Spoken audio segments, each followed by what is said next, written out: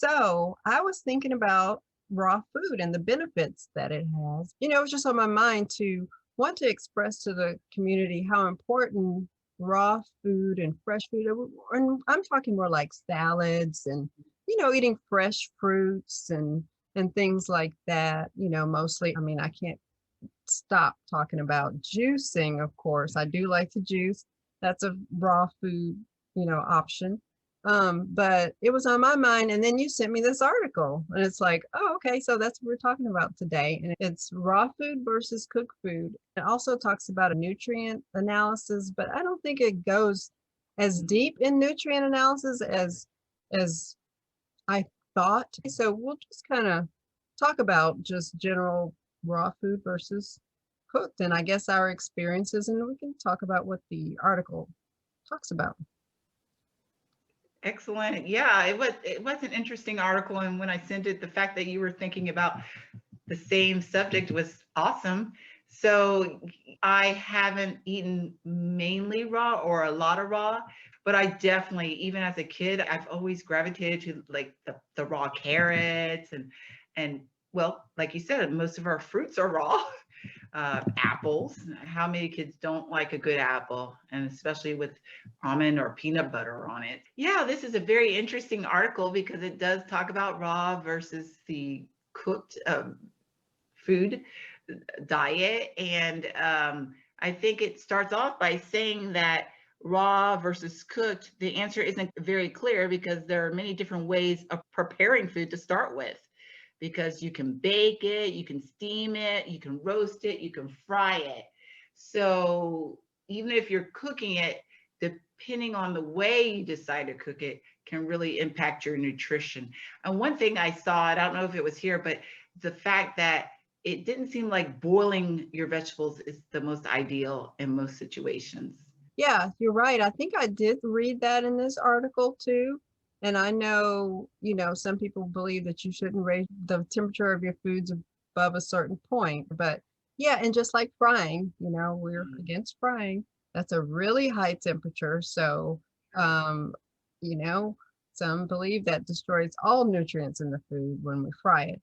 So yeah, but there's a lot of things there. There's differences in the way you prepare your food, and some nutrients are unlocked by certain cooking methods. I know there's a difference between like cooked tomatoes versus not, so, it has its benefits. And I think in general, and this is the way I eat just a variety, cooked and raw or fresh foods.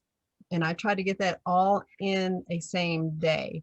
I try to not eat all cooked foods for an entire single day, you know. And so we can't do that if we are eating fruit, because hopefully we're eating fresh fruit and not just, apple pies and cobblers and things like that. So, yeah. Yeah, I think that's a very good point you brought up about variety. I love to do that myself. If you're having some warm food or cooked food, well, it's good to complement that with some raw food. And I think most of us do that. Have some vegetables or the salad. Those are not usually cooked, or often the vegetables like carrots may not be, and definitely the salads are usually not cooked. And it's good to have that kind of variety. And the thing I do want to say is just the reminder that when we're eating raw foods, although they're excellent for us, to make sure we thoroughly wash them. Yeah, yeah, that is important. Especially if we didn't grow them in our own gardens. True. Right. Yeah. Yeah. And Okay. we can Google different ways to do that because, I mean, we can rinse them, but I think baking soda, there are different things that you can use just in your pantry to help get a more thorough washing if you want, but definitely rinse them thoroughly. And it's not being finicky, it's just being careful because of diseases. And then let's be honest, the manure, you don't necessarily want to eat that. Yeah, you don't know where that vegetable's been. So yeah, let's wash our vegetables, even if we're going to cook them, but especially if we're not going to cook them, let's Yeah. wash them. Yeah, that's a good thing. So The article will be linked below. You can go and read about all these things, antioxidant differences and vitamin differences. And it's a really short, it's like 5 minutes, really, I think. But I think it did summarize, there's a bottom line here. And like we've talked about before, it says, and I'm quoting, numerous research studies show that eating more plant sources of foods, vegetables, fruit, grains, nuts, and seeds and legumes is a key strategy to improve health and decrease risk of cardiovascular disease, obesity, diabetes, and cancer. I'm glad you highlighted that. And I'm sorry, I couldn't help but mentioning that not only does it help our overall health, part of that overall health is our oral health.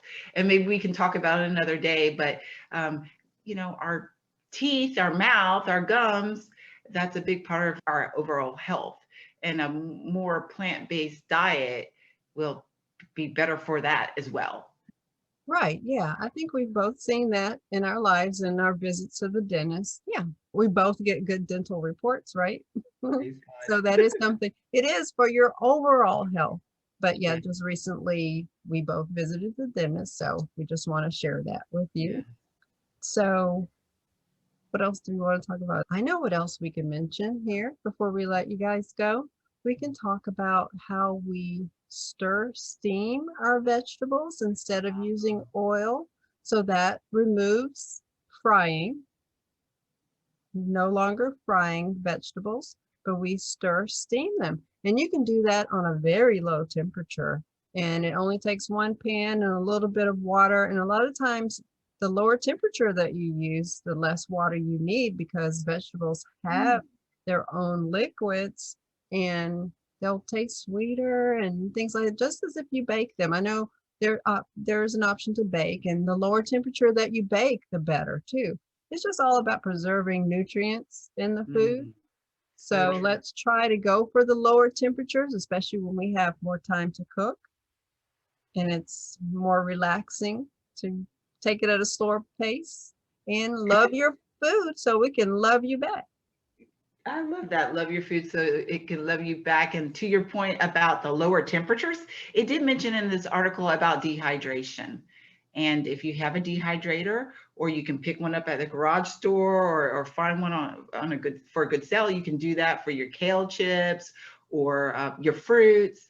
And if you don't have a dehydrator and not investing right now, like you said, just a low temperature in the oven should give you similar results, right? Right. Yeah. So yeah, this is just a pretty short article. And like you said, the bottom line is, regardless, we're not saying that there's only one way to eat your vegetables. We're just concurring that let's eat our vegetables. Yeah. And eat plenty of them. Yeah. There's a variety of way to eat vegetables, and yeah, to make them more enjoyable or just enjoy a different variety. So that's what I try to do. I do too. Yeah. And also when you have young kids, maybe your kids say, oh, I don't like carrots, but then that's because they've only had them raw, but then maybe you steam some carrots or even bake them. And then the kids are like, oh, I really like those. So just encouraging the parents that if you've baked your carrots and the kids are like, I don't like carrots, don't despair. Try to give them to them in another form. Maybe then you give them to them crunchier by giving them raw carrots. So especially with children and when they're young, let them experience the vegetables in different forms. Yeah, that's good. That's another take on raw versus cooked. Yeah, that's a good one. Another way to incorporate our raw vegetables would be smoothies. You mentioned juicing, but also smoothies and soups. There's some cold soups, but that's another way we can enjoy our raw vegetables, or just enjoying the vegetables again, is through smoothies and soups. Mm-hmm. Yeah. Like for me, I notice a difference of when I don't eat raw food in a day, but I notice a difference in energy levels if I skip out of raw, fresh food in a day. My energy level is much lower. Wow. That's powerful. And I think that's good to share because we don't know who out there is like lacking energy big time or fatigued big time. And they've tried everything else. And so there are people who do juice feast and things like that. So maybe for that person who's like no energy, they've tried everything, they may want to try just some straight raw vegetables or some juicing to see if that does up their energy level. I think that's great and that's worth mentioning because everyone's body is different. So, Yeah. and I think you've brought it up before that you can explain it better than me, but it's live, right? When It's living. It's still living when it comes out of my fridge. It's still living when I consume it. So it's live food giving life. And, when we juice, we get a compressed amount of nutrients because we're taking 2 pounds of carrots, which I can't sit here and eat 2 pounds of carrots, but I can drink 2 pounds of carrots. So I know a lot of people are worried about the sugar in there and stuff like that. And that's a whole nother thing. And I'll just have to refer you to Dr. Montgomery.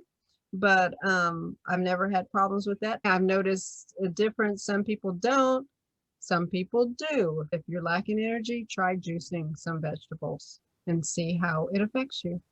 Exactly. Great. I'm glad you brought that up because real quick, I had an example where we were traveling somewhere and just could not find a lot of fresh fruits and vegetables, raw foods, raw vegetables.